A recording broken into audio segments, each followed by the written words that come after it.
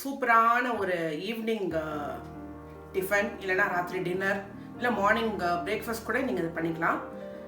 இடியாப்பம் பண்ணி காமிக்க போகிறேன். அதில் ஒரு 2-3 வேரியன்ட்ஸ் பண்ணி காமிக்க போகிறேன். இன்றைக்கி வந்து ஃபஸ்ட்டு அதை எப்படி மாவு ப்ரிப்பேர் பண்ணுங்கிறது ஃபஸ்ட்டு சொல்லிடுறேன். அதுக்கப்புறம் நம்ம என்னெல்லாம் அதில் வேரியேஷன்ஸ் கொடுக்க போகிறோங்கிறத பார்க்கலாம். நான் என்ன பண்ணியிருக்கேன், 1 கப் அரிசி மாவு நல்லா வறுத்துட்டேன். நல்லா வறுத்துட்டு ரொம்ப பொன்னிறமெல்லாம் வறுக்க வேண்டாம். குழக்கட்டைக்கெலாம் பண்ணுவோம் இல்லையா, அந்த மாதிரி வறுக்க வேண்டாம். ஆனால் நீங்கள் வந்து நல்லா பதப்படுத்தப்பட்ட அரிசி மாவு இருந்தால் வெரி வெரி குட். இல்லை கடையில் வாங்கின அரிசி மாவு கூட ஓகே. அதில் வந்து ஒரே ஒரு டீஸ்பூன் ஆஃப் தேங்காய் எண்ணெய் விட்டுட்டேன். ரிஃபைண்ட் ஆயில் ஊற்றிக்கிறதா விட்டுக்கலாம். அப்புறம் தண்ணி, தேவையான அளவு தண்ணி ஊற்றிட்டு உப்பு போட்டுண்டு 1 கப் மாவுக்கு நான் வந்து 1/2 ஸ்பூன் ஆஃப் உப்பு போட்டுட்டேன். ஏன்னா ரொம்ப உப்பு வேண்டாம், நம்ம அதில் வேரியன்ஸ் பண்ணிக்க போகிறனால அதில் போட்டுக்கலாம். அதை வந்து நான் எப்படி அழகாக குழக்கட்டை மாவு மாதிரி பிசைஞ்சு வச்சுட்டுருக்கேன். தெரியறதா உங்களுக்கு? இந்த கன்சிஸ்டன்சி மாவு பிசைஞ்சல்னா உங்களுக்கு வந்து அழகாக நம்ம எப்படி அது வந்து அச்சில் போட்டுட்டு இடியாப்பம் பண்ண போகிறோங்கிறத காமிக்க போகிறேன். இந்த பாருங்க, நான் இந்த நாழி எடுத்துட்டுருக்கேன் இன்றைக்கி. இந்த சைஸ் எடுத்துனேன்னா உங்களுக்கு வந்து நான் சீக்கிரமாக வெந்துடும், அதே டைம் ரொம்ப அழகாக வரும். நான் இன்றைக்கி இந்த மாதிரியான நாழி தான் யூஸ் பண்ண போகிறேன். அதில் எப்படி உங்களுக்கு புழிஞ்சு நான் என்னெல்லாம் இன்றைக்கி பண்ண போகிறேங்கிறத காமிக்கிறேன்.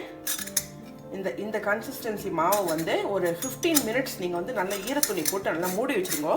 ஸோ தட் அது வந்து எல்லா நம்ம போட்ட உப்பு, அந்த சூடான வெல்லம், அதாவது நீங்கள் வந்து சப்போஸ் உடனே பண்ணுறதா இருந்தால் சுடு வெல்லம் ஊற்றிக்கலாம், ஐ மீன் ஹாட் வாட்டர் ஊற்றிக்கலாம். அப்படி நீங்கள் வந்து ஒரு 20 மினிட்ஸ், ஒரு 1/2 hour to 20 மினிட்ஸ் அந்த டைமில் பண்ணுறதா, 20 மினிட்ஸ் to 1/2 hour டைமில் பண்ணுறதா இருந்தால் நீங்கள் வந்து சாதாரண நார்மல் வாட்டரே ஊற்றிக்கலாம். நான் இன்றைக்கி வந்து உடனே பண்ண போகிறதுனால நான் வந்து சுடு வெல்லம் ஊற்றின்னு இருக்கேன், ஹாட் வாட்டர். அது வந்து இவ்வளோ எடுத்துக்கோங்க. இவ்வளோ எடுத்துட்டு இதை வந்து நீங்கள் பிகினர்ஸ்க்கு தான் நான் இதெல்லாம் சொல்லித்தரேன். ஏன்னா வந்து இடியாப்பம்ங்கிறது நம்மலாம் கடையில் சாப்பிட்டுக்கோம், இல்லைனா அது இப்போலாம் இன்ஸ்டன்ட் வருது. அது வந்து நைலான் மாதிரி இருக்குது. It's not good. இது நீங்கள் ஆற்றுலேயே பண்ணுற பட்சத்தில் உங்களுக்கு வந்து நல்ல சாஃப்டாக குழந்தைங்களுக்கு கூட கொடுக்குற மாதிரியான இடியாப்பம் கிடைக்கும். சேவைன்னு சொல்லுவோம் இல்லையா நம்ம. நான் அது வந்து இப்போ எடுத்துகிட்டு இருக்கேன் ஒரு பெரிய பால். அது எப்படி புழியறதுங்கிறத பார்க்கலாம். இட்லி பாத்திரத்தில் நீங்கள் வந்து இப்படி அழகாக ஒவ்வொரு இட்லி குழியிலையும் நீங்கள் புழிஞ்சுக்கோங்க.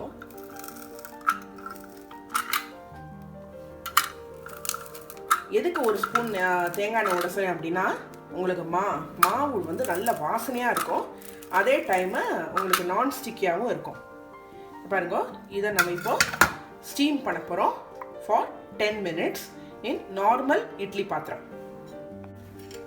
நம்ம புழிஞ்சு வச்சோம் இல்லையா, அது பாருங்க என்ன அழகாக ஒட்டாமல் வந்திருக்கு.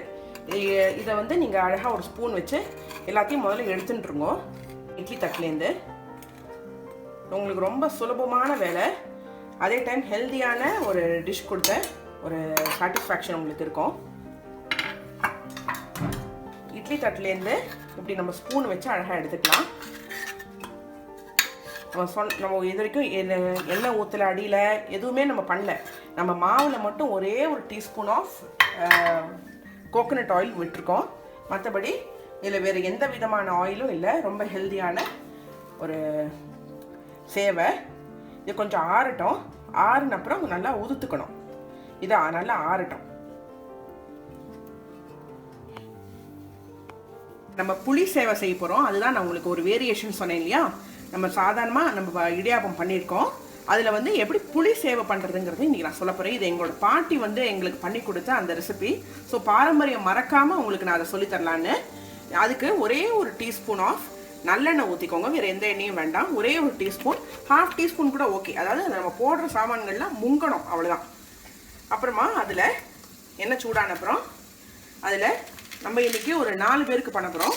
அதனால் நான் 1, 2, 3 and 4 டீஸ்பூன் இல்லை டேபிள் ஸ்பூன் ஆஃப் கடலைப்பருப்பு போட்டிருக்கோம். 4 டேபிள் ஸ்பூன் ஆஃப் கடலைப்பருப்புக்கு 2 டேபிள் ஸ்பூன் ஆஃப் தனியா சீட்ஸ், அப்புறம் காரத்துக்கு தக்கன மிளகா, ரெட் சில்லி நான் வந்து இன்றைக்கி ஒரு 10 போட்டிருக்கேன். 10 to 15 நீங்கள் போடலாம் காரத்துக்கு தாம. இது வந்து காரமே இல்லை. நீங்கள் ரொம்ப காரமான மிளகா இருந்தால் இதில் பாதி போட்டால் போதும். அப்புறம் புளி இருக்கு இல்லையா, அது வந்து ஒரு குட்டி லெமன் சைஸ் எடுத்துக்கோங்க. இந்த சைஸ் லெமன் ஃபார் 4 பீப்புளுக்கு நான் சொல்லிட்டு இருக்கேன். இந்த அளவு பருப்புக்கும் இதுக்கும் மசாலா அரைக்கிறதுக்கு. இது வந்து புளியும் இதில் போட்டு நம்ம எல்லாத்தையும் சேர்த்து இப்போ வறுக்க போகிறோம். நான் இன்னைக்கு டெசிகேட்டட் கோகோனட் எடுத்துகிட்டு இருக்கேன். நீங்கள் வந்து பச்சை உடனே பண்ணுறதா இருந்தால் பச்சை தேங்காய் எடுத்துக்கலாம். இல்லை தேங்காய் துருவிட்டு அரைக்கும் போது அது நீங்கள் ஒரு வறு மட்டும் வறுத்துட்டு அரைச்சிக்கலாம். நான் இன்னைக்கு டெசிகேட்டட் கோகோனட் எடுத்துக்கிறதுனால நான் வறுக்க போகிறதில்ல. இதில் ஒரு 2 3 4 பிஞ்ச் ஆஃப் பெருங்காயம் போட்டுக்கோங்க. இது நல்லா இப்போ நம்ம ரோஸ்ட் பண்ண போகிறோம் அந்த 1 டீஸ்பூன் ஆஃப் ஆயிலில். அந்த பாருங்க, இது நல்லா வறுத்தாச்சு. எல்லாம் சேர்ந்து ஒரு 2 மினிட்ஸ் ஆச்சு வறுபடுறதுக்கு. இதில் நீங்கள் இறக்கிறதுக்கு முன்னாடி ஒரு கொத்து கருவேப்பிலையும் போட்டுங்க. ஏன்னா கருவேப்பிலை போட்டால் எடுத்து வச்சுடுறா. இப்படி போட்டேன்னா கருவேப்பிலையோட சத்து நல்லா இறங்கும். It's full of iron. இது வந்து பாட்டி வந்து ஒரு 3-4 வேரியேஷன்ஸ் பண்ணுவா இதே இடியாப்பத்தில். இப்போல்லாம் தான் நம்ம வந்து இந்த மாதிரி மாவுலாம் பண்ணுறோம் இல்லையா, அப்போ வந்து எங்கள் பாட்டி என்ன பண்ணுவான்னா இட்லி வாத்துருவா. இடியாப்பம் மாவை நல்லா தண்ணியாக கரைச்சி அதில் இட்லி வாத்துருவா. அந்த இட்லியை எடுத்து நம்ம நாழி இருக்கு இல்லையா, அதில் நம்ம அழகாக நாங்கள் புழிஞ்சு கொடுப்போம் சேவை நாழியில். அந்த சேவை நாழியில் புழிஞ்சு அதில் பண்ணுற வேரியேஷன்ஸ் தான் இதெல்லாம் இப்போ காமிச்சுட்டுருக்கேன் உங்களுக்கு. நான் இது பேர் புளி சேவை. இன்னும் 2-3 வேரியேஷன்ஸை நான் 4 நாளைக்கு காமிக்கிறேன் உங்களுக்கு. இது போகிறோம். கேஸ் ஆஃப் பண்ணிடலாம். இந்த கேஸோட சூட்டுக்கு அந்த கருவேப்பிலையை நீங்கள் போட்டால் போகிறோம். இது நல்லா ஆறின அப்புறம் நம்ம வந்து பவுட்ரு பண்ண போகிறோம்.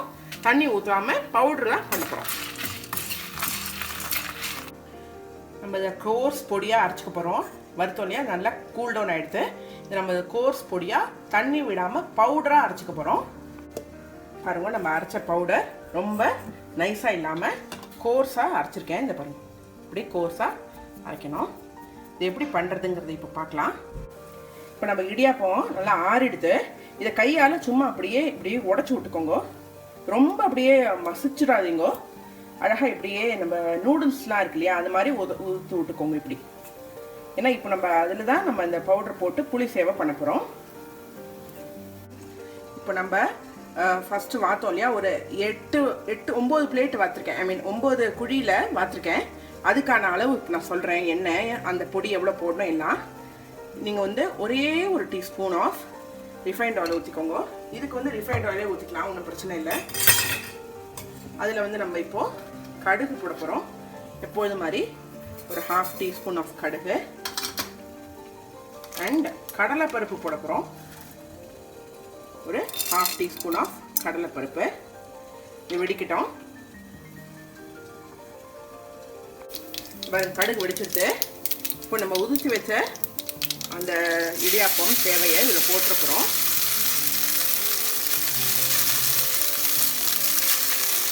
இதில் நம்ம ஒரு 1/2 டீஸ்பூன் உப்பு மட்டும் தான் போட்டிருக்கோம்.